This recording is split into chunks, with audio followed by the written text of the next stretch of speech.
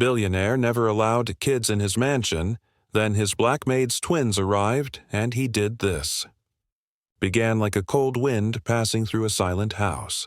The Holloway estate sat on a hill with tall iron gates and a long driveway that curved like a river of shining stone. Inside, the air felt still like a museum. Portraits of old Holloways stared down with strict eyes. Floors looked like mirrors. Rules lived in every corner. No children in this house, the rule said. It was printed in the handbook and whispered by staff. It was carried by the butler Jonah and kept by the head cook Mrs. Ella, and feared by the new maid, Maya William, whose heart was soft and brave and louder than any rule. When she came that morning carrying her sons, little Micah and Elijah, the air in the mansion felt thinner. She tried to walk small. She held them close. She whispered, "Shh, babies, just for today." But the rule stood at the top of the stairs in a well-cut suit, with eyes like frost and a jaw that never moved unless a command needed to be said. That man was Adrian Holloway. He was the one who made the rule after a time when sorrow lived here and swallowed the laughter. He stared down at Maya and her boys, and the whole hallway held its breath. Maya tried to explain, voice shaking. The daycare had a flood, no one to call, no money for a sitter. She would keep them hidden. She would keep them silent. She would make herself smaller than dust. Adrian's anger moved like a shadow. He lifted his hand and stopped himself. Still, the fear had already jumped from him to her. She dropped to her knees right there on the cold floor, arms wrapped around her sons. "Please," she whispered, voice breaking, "don't scare them." For a beat, time was a single drop of water that would not fall. Then it did. He cut her pay. He said, "Get them out by 5. He turned away, and the house went on breathing like nothing had happened. But something had. The rule shook. It did not fall yet, but it shook. Maya made the boys a quiet nest in the laundry room, just behind towers of clean sheets that smelled like sunshine. She gave them a toy car with a missing wheel and a cloth book with torn corners. She told them stories in a soft voice about rain and bravery, about the sky and small birds that still fly even when the wind is mean. She worked fast and careful, washing and folding, pausing every few minutes to peek in, to kiss warm foreheads, to hush little cries. In the kitchen, Mrs. Ella squeezed Maya's hand and pressed a buttered roll into her palm. "Eat, child," she said, voice low and kind. "You can't save your babies on an empty stomach." Jonah the butler walked past with a silver tray and a stiff face, but his eyes said, "I'm sorry." Anna, from laundry, left a tiny stuffed bear by the boys' basket. These were small kindnesses like lanterns in a long tunnel. Still, the rule sat heavy. It made everyone walk faster and talk less. It made Maya count the minutes until 5, her stomach tight. Then the sound came, the smallest sound, bright and round, like a marble rolling on stone. It was laughter. It came from the east corridor where a door stayed closed for years. It was the old nursery, sealed after grief moved in and locked all the windows from the inside. Laughter, then little feet. Maya went cold. She ran. She turned a corner and stopped. Micah and Elijah were there in the soft light by the tall window, cheeks pink, curls shining, palms sticky with apple juice. And facing them, not shouting, not cold, not stone, was Adrian Holloway. He stood still, caught by a moment. Micah looked up at him and said a small word. Not "sir," not "Mr. Holloway." He said, "Dada." The sound slipped into the room like a blade and cut something open. Adrian's breath hitched. For a second, the man in the suit was gone, and a father stood there, 10 years younger, hearing the last echo of a voice that had once filled this house. Aiden. A boy who laughed and rode on his father's back down this same hallway, who liked to call a serious man horse. A boy who left too soon when a sudden sickness came like thunder. Adrian knelt before he knew he was moving. Elijah pointed at him and said, "Horsey?"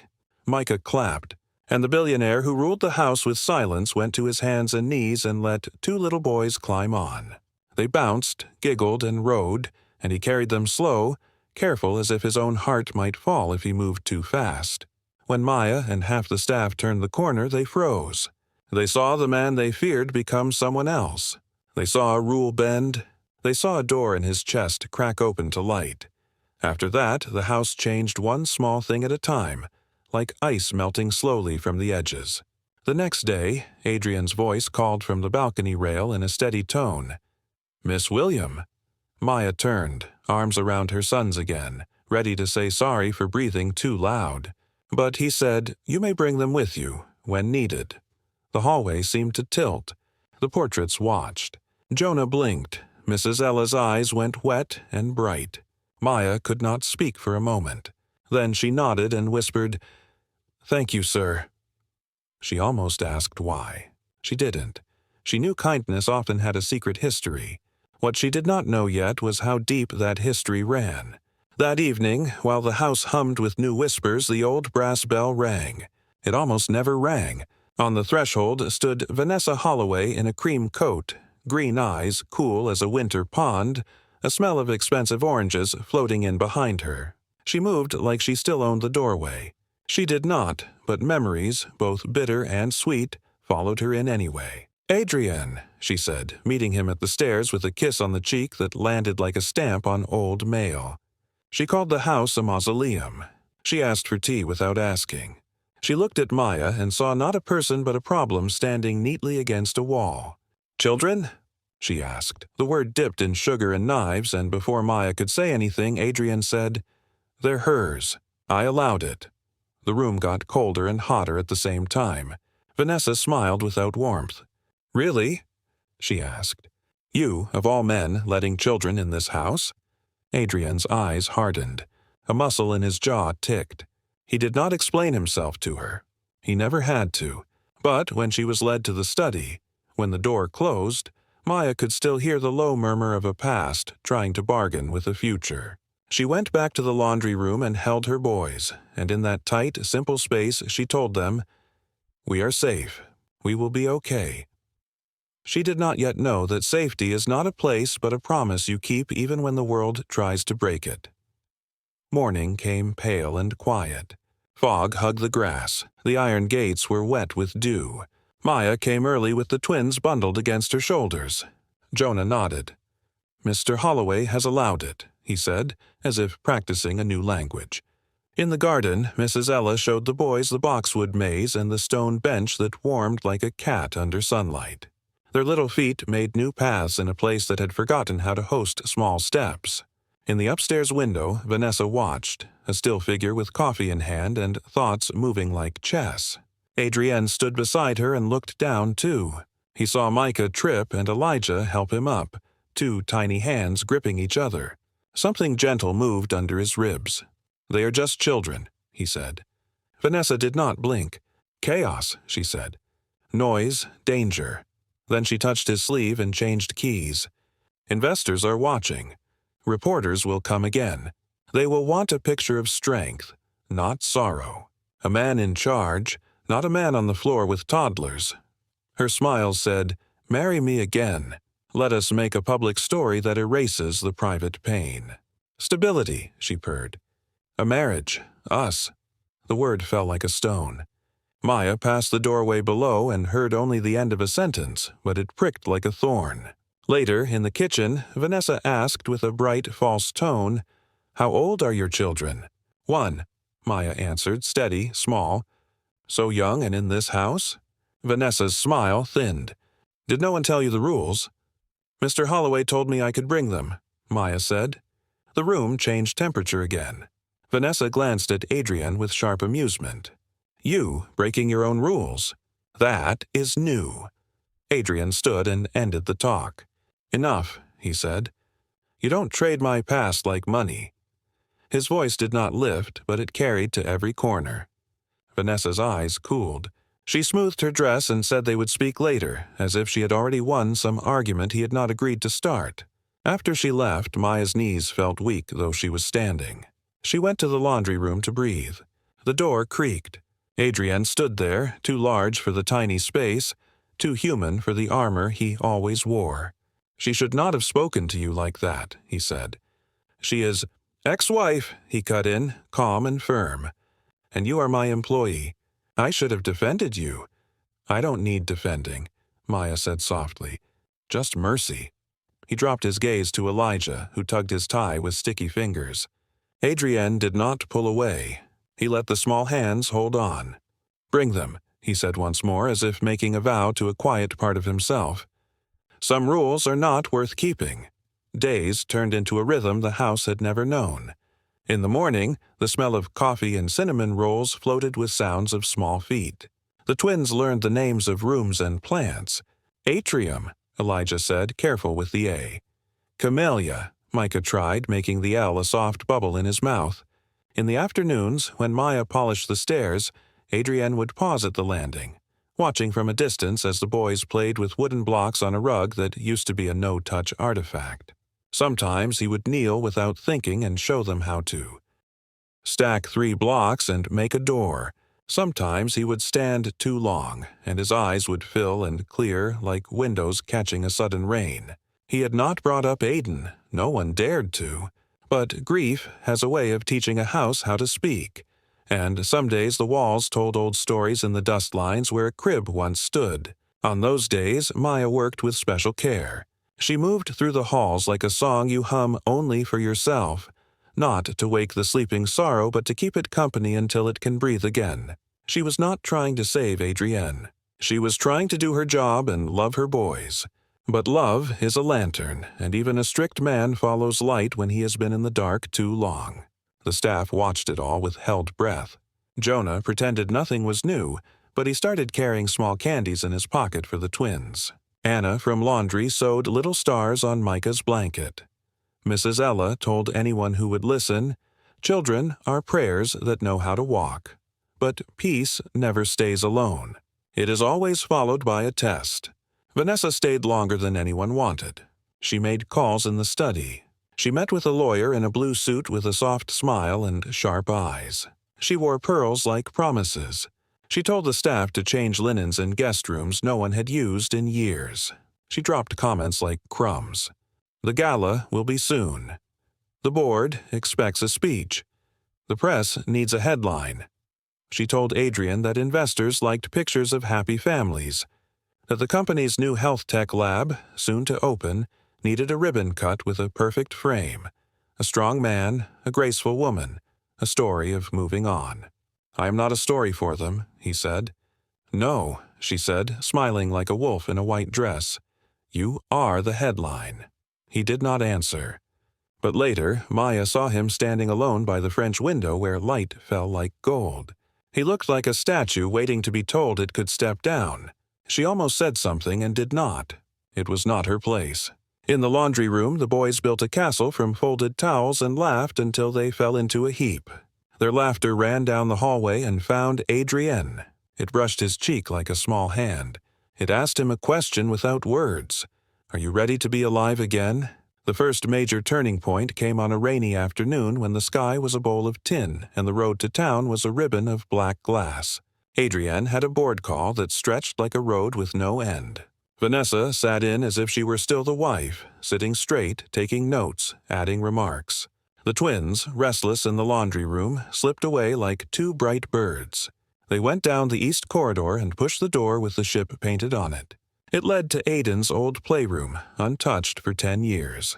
Soft dust lay like quiet snow. A wooden train waited on a low shelf. A tiny blue sweater hung on a hook, arms empty. The boys stepped in with the fearless feet of children who do not know what rooms can do to the heart. Elijah made the train move. Micah pressed his cheek to a stuffed dog. The air changed. It called a name. In the study, Adrienne felt his stomach drop with a fear he hadn't known in years. He stood without a word in the middle of Vanessa's sentence and left the call. He followed a sound only he could hear. He found them in the doorway of a room that had been a grave of light for a decade.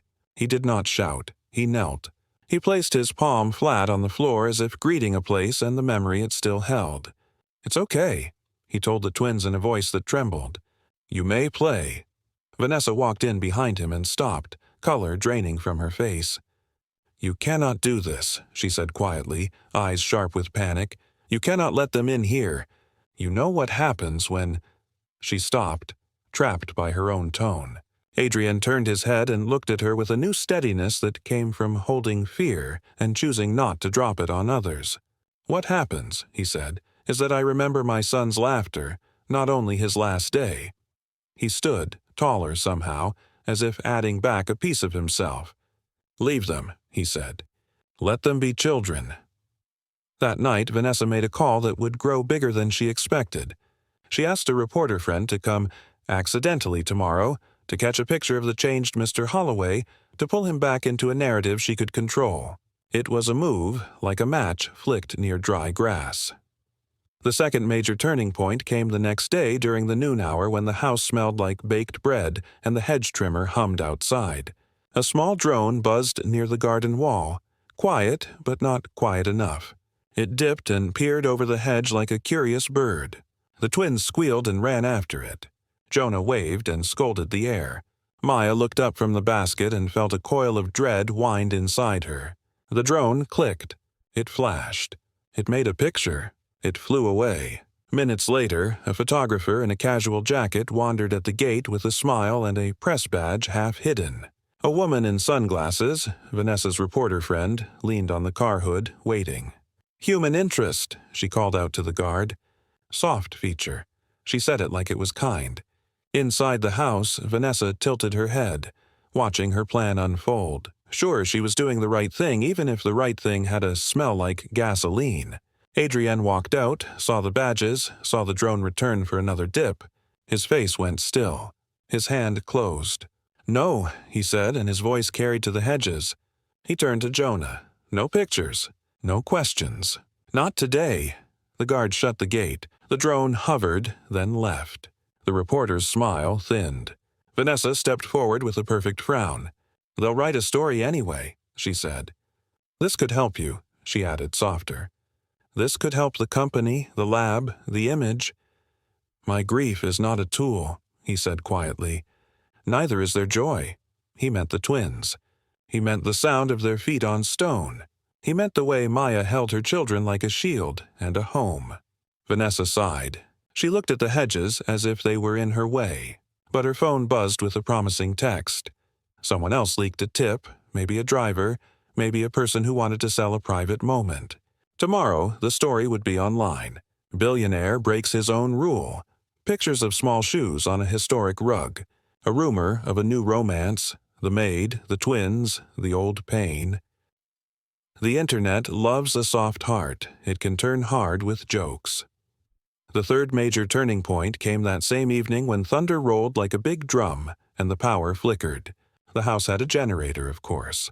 But the first blink of darkness made the twins cry out. Maya pulled them close. In the blackout, footsteps ran in the wrong direction. Someone moved where staff did not go. Maya heard a whisper by the study door. She peeked around the corner and saw Mr. Talbot, a finance officer from the company who had arrived with Vanessa earlier for a quick meeting. He was in the study where a safe stood behind a painting. He did not see Maya in the dark. He muttered to himself and tried a code. He had a small device that made a soft click. He didn't know about the second lock. Adrian did. Adrienne, alerted by motion sensors, walked in with a flashlight as the generator hummed back to life. He said the man's name once.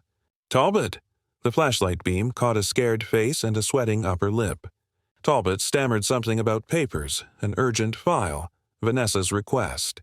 Vanessa stepped in then, fast as wind, voice smooth, eyes sharp. "I asked him to prepare some statements," she said. "I forgot to tell you." Her smile tried to smooth a crease that had ripped wide. Adrian looked from one to the other and did not blink. "You came here to save the company's image," he said, "and to save your own seat near the money. You did not come to save me." Vanessa lifted her chin. "I came because I built this with you. I know what strength looks like on you. Children will break it again." She said it flat, almost like a warning, and something ugly was finally visible in the light. "Children do not break things," Maya said from the doorway before she could stop herself. Her voice was steady. Her hands shook only after she finished. "Children build families. Rules break people when they stop us from loving." The study went very quiet. The portraits on the wall watched like a jury. Adrienne put down the flashlight. He looked at Talbot. "Leave the house." He looked at Vanessa. "We will speak tomorrow, and if you ever use my pain to stage a photo, we will never speak again."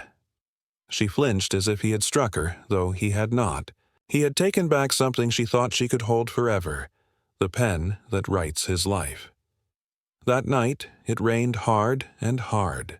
The road outside became a dark river. A tree branch fell on the line by the gate and sparked, then died. There was no phone for a while, no outside voice. The house was a ship in a storm, and everyone's breath matched the drum of water. In the nursery, lit by a small lamp, Maya sang to her boys. It was a song her mother sang to her about the moon watching over small, brave hearts. Adrienne stood by the door, invisible for a minute, listening. He stepped in. "May I?" he asked, voice soft. She nodded. He sat on the floor beside the playpen. He stared at the little blue sweater on the hook. He spoke to the air like it could answer. His name was Aiden, he said, a name floating out after 10 locked years. He was 10 when he left. He loved planes and orange popsicles and calling me horse. Maya nodded. "I am sorry," she said. 2 small words, like 2 hands holding a large stone for a friend. He breathed out a piece of his old breath and pulled in a new one, shaky but full. "I made a rule to keep the world from touching what was left of him inside me," he said. But the rule kept me from touching life. Outside, thunder rolled away like a giant walking past. Inside, a small boy yawned. Another rubbed his eyes. Adrienne closed his eyes. In the quiet, his shoulders dropped for the first time in 10 years. He was not fixed. People are not machines. But something inside him clicked into a softer place. "Thank you," he whispered, though he did not say for what. For the laugh, for the small hands, for the courage of a young mother on a marble floor who did not break but asked for mercy. Morning came clean and bright, sunlight like gold threads on the wet hedges. News still came, as it always does, with its hungry mouth. The story leaked anyway, a smear with sparkles. Reclusive billionaire allows kids in mansion. Is a maid behind his change? Photos that looked like secrets stolen with a long lens. The comments were a storm of noise. Some kind, some cruel, some made of envy, some made of hurt. The board called. Investors asked for statements. The lab launch team wanted a speech. Adrienne could play the old game. He could hide, deny, or turn the twins into props to earn applause. He chose none of these. He called a press conference at the estate, against every old habit he had grown like vines around his life. The staff set chairs on the front lawn. The gate opened like a kept promise. The reporter who tried yesterday came, surprised and wary. Cameras found their marks. Vanessa stood at the edge in a pearl coat, ready to step in if the story needed a familiar face. She did not step in. Not this time. Adrienne walked out in a dark suit and no tie. His face was calm in a new way, a way that did not need to be hard to be strong. He stood at the small wooden podium and rested his hands. He did not read from notes.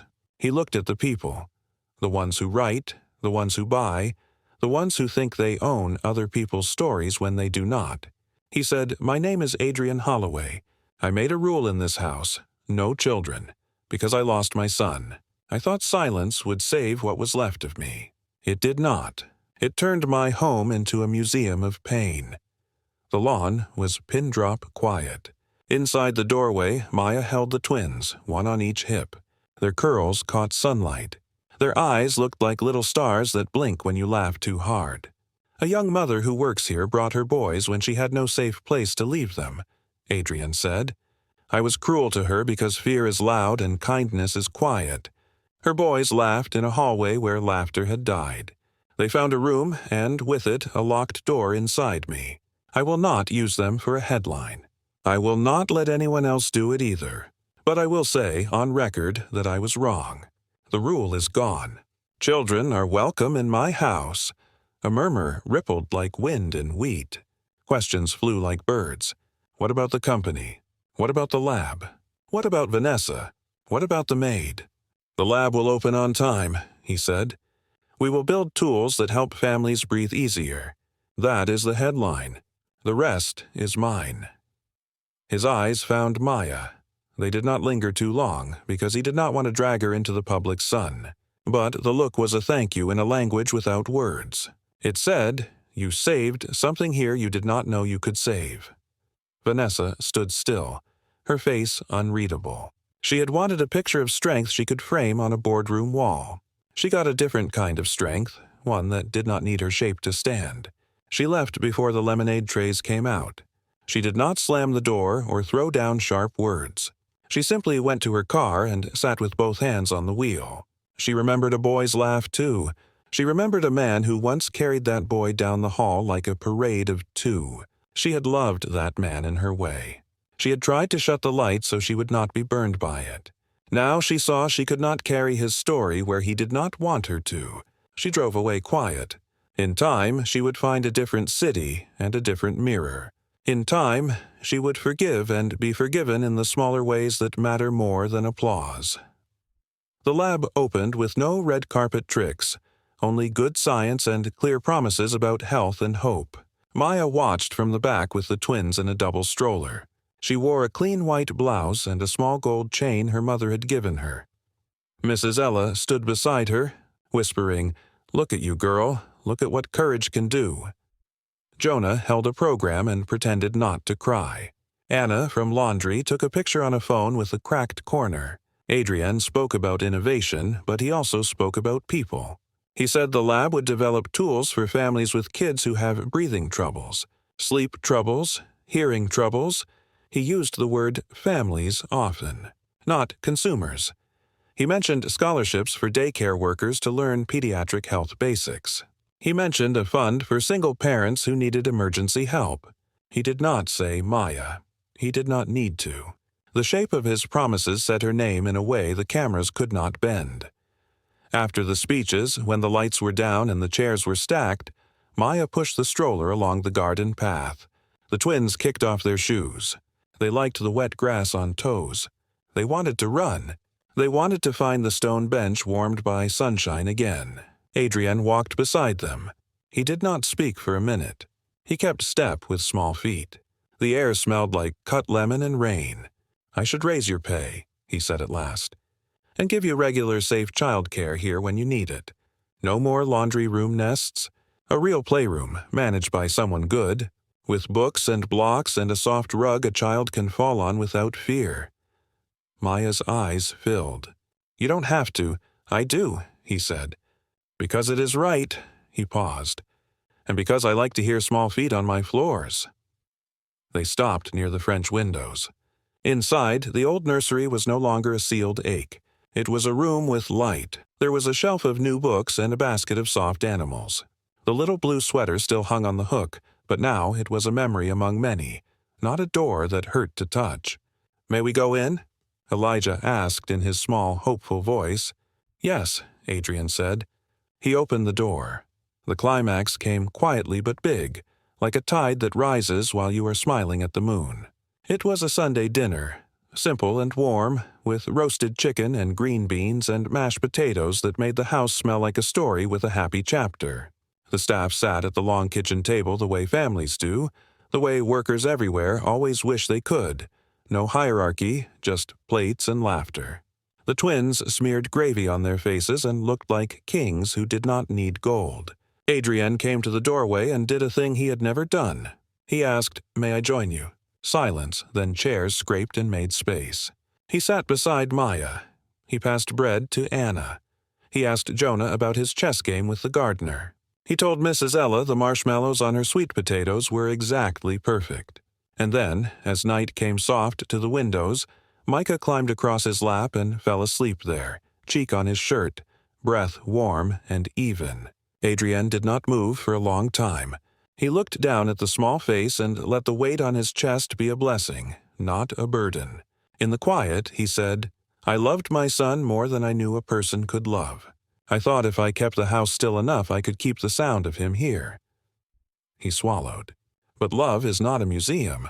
It is a field where children run. No one spoke for a while because the truth had come into the room and asked everyone to be gentle with it. Maya leaned her arm lightly against his. She did not say, "It will be okay." She did not say time heals. She only said, "You are doing good." It was small. It was everything. And then came the resolution. Not the kind that ties every string into a bow, but the kind that shows you how to carry your strings with grace. Weeks turned into habits. The twins knew which steps creaked and made a game of sneaking past them. Adrienne told them it was impossible, then laughed when they proved him wrong. The playroom filled with new drawings taped to walls that had once been bare. Some were scribbles. Some were storms of color. One was a plane with 3 stick figures, a tall one labeled A, a small one labeled Meek, and another small one labeled Elge. Maya cried when she saw it. She cried in the laundry room where tears could fall without making anyone else heavy. She cried happy, and maybe a little scared, because loving anything is a brave kind of fear. Adrienne watched the house soften and did not panic. He took hard calls in the study and then ended them, walked to the playroom, and let tiny hands climb onto his shoulders as if they were conquering a mountain that loved being conquered. He visited a grave on a gentle hill and told his son about the 2 boys who laughed like small bells. He said their names. He left a toy plane on the grass. He asked the wind to carry the sound of it back into the rooms of his house so no one would forget that love had been there first. Vanessa sent a letter, not an email. Ink on paper, neat and careful. She said she had watched the press conference. She said she had been wrong to try to build a future from a pain she did not own. She said she hoped he would be well. She said she was taking a position with a charity that supported children who had lost parents. She said, "Do not call." She meant, "Let us both be free." Adrienne stood in the garden holding the letter until the wind tugged at it. He folded it and put it in a drawer in the study with a photo of a boy and a father on a carousel. He felt no victory. He felt a clean end. One evening, near the start of winter, when the oak leaves were copper hands waving goodbye to warm days, Maya found Adrienne at the balcony rail where the first "You may bring them" had begun. The sky was pink and purple, cotton candy melting over trees. The twins ran in the yard, chasing each other, falling, laughing, standing, running again. "They are fast," he said. "They are brave," she said. They stood without touching. 2 people who had crossed a river without a bridge and found their feet stronger on the other side. "I have a new rule," he said at last, a smile that had learned how to live whispering in his voice. "What is it?" she asked, half afraid of rules now, half hopeful. "A house where children laugh," he said. "That is the rule. All other rules must obey it." She breathed out and felt the words settle on her shoulders like a warm shawl. "That is a good rule," she said. He nodded. "It is the only one that makes sense." The twins looked up and waved. "Horsey," they called, and Adrienne laughed from deep in his chest, not sharp, not small, but full and real. He bent his tall frame and braced his hands on his knees. "Come on then," he said. "Climb up." They did. They rode down the hall, past portraits that no longer looked like judges but like grandparents. They passed the study, the old nursery, the window where sunlight always finds a place to sit. The house did not mind the noise. The house learned the song. When the day ended, when the boys were put to bed and the lights in the mansion were soft and kind, Maya stood at the doorway and looked back at the long hallway that had once felt like a river she could drown in. Now it felt like a road she could walk. She whispered a thank you into the air. Not to luck, not to power, but to small good choices that, piled together, became a bridge. She would still worry about money. She would still work hard. She would still have days when fear came back like a stray cat looking for old food.